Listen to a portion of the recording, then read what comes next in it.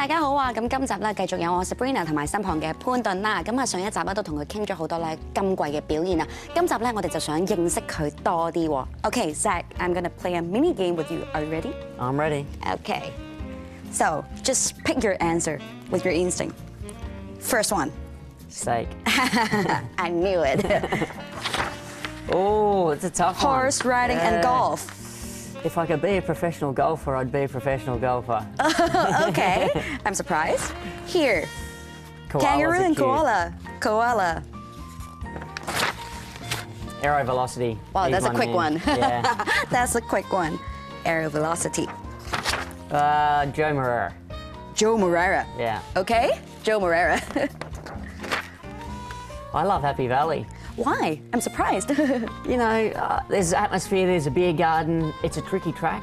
I like the tactics there, you know, how you can take your chance and ride for a little bit of luck, and it's quite exciting. I know all the biggest races are here at Ch, but I like the... More challenging, right? The risk that's involved at Happy Valley. Okay. Here. I'm not sure. maybe yesterday. My What daughter happened? was watching the races and Chad Schofield's girlfriend was over, and she turned to Chad Schofield's girlfriend, to Hannah, and said, your daddy hasn't ridden any winners today, my daddy's ridden all the winners. This one is So actually she videoed that and sent it to me last night. Okay. A bit of a rat bag.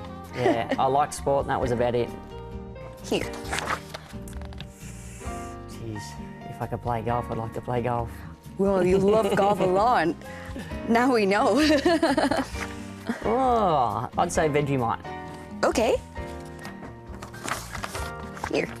Oh, it's over. There we go. Thank you so much. It's fun.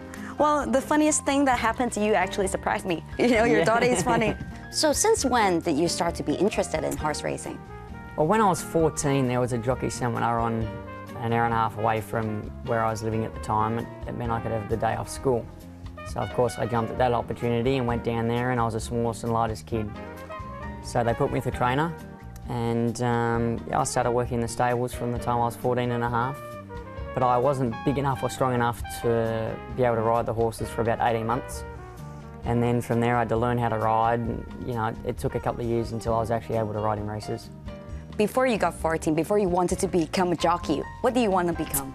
At that time I wanted to be a football player, a soccer player. I was quite a good soccer player when I was younger. I used to play centre mid or striker.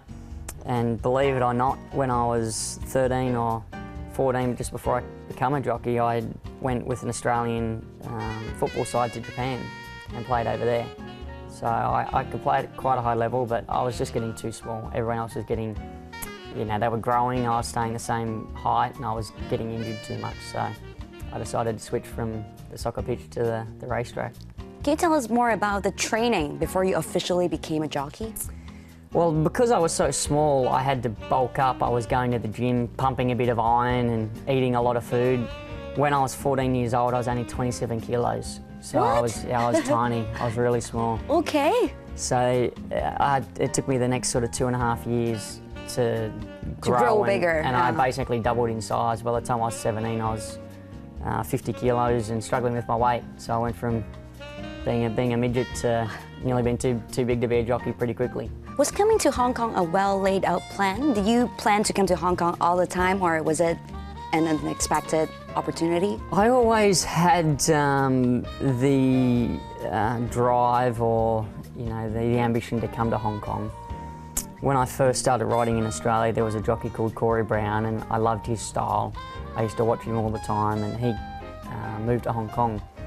So when he did, I'd watch the races on a Sunday and watch him ride, and that's where the racing here started to, you know, planted a seed in my mind and started to grow.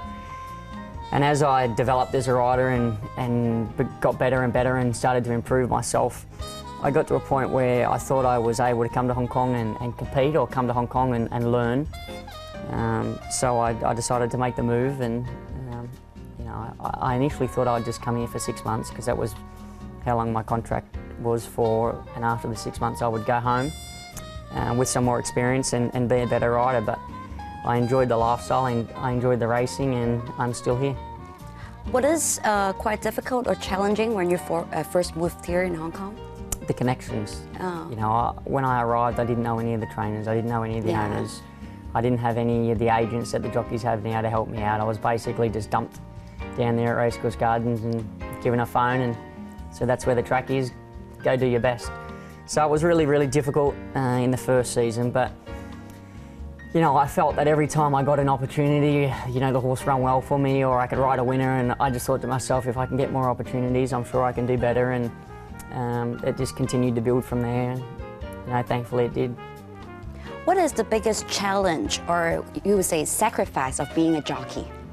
The lack of water, the lack of food, getting up early in the mornings, the training that we have to do, and you miss a lot of your friends' weddings, their birthdays, you know, their parties, things like this, because most of the parties are on a Friday night or a Saturday night, and I can't go out those nights because I need to be worrying about my weight to get my weight right to ride on either the Saturday or the Sunday. So you do miss out on a lot, but the thirst is, the dehydration, that's a big thing.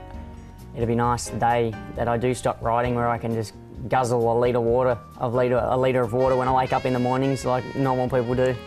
It's a tough job to be a jockey, right? It's not easy, it's not easy, but you know, it's not as if it's an unhealthy life. Apart from not being able to drink water, I think the food that I eat is very healthy, so it's not a big problem, it just restricts. I've also heard that you have some problem with your bone density, is it? Yeah, that's true. Yeah, can you tell us more about it? Well, because I dehydrate myself so often and don't put enough water into my body, I've been told that by the time I'm 45, I will have the bones of a 60-year-old. Oh no. Which is not a good thing to hear. So my bones are obviously very brittle. Hopefully by drinking a little bit more water I can strengthen them up. But there are some exercises I can do to try and make them stronger. But at the end of the day, it's not going to help. Any things that you can eat, supplements? Yeah, well, you can take, obviously calcium tablets can help to a certain degree, and there are some foods that you can take as well. But it's pretty hard to, you know, put small amounts of things into your body thinking it's going to make a big difference. Once it just comes back to the amount of water I can drink.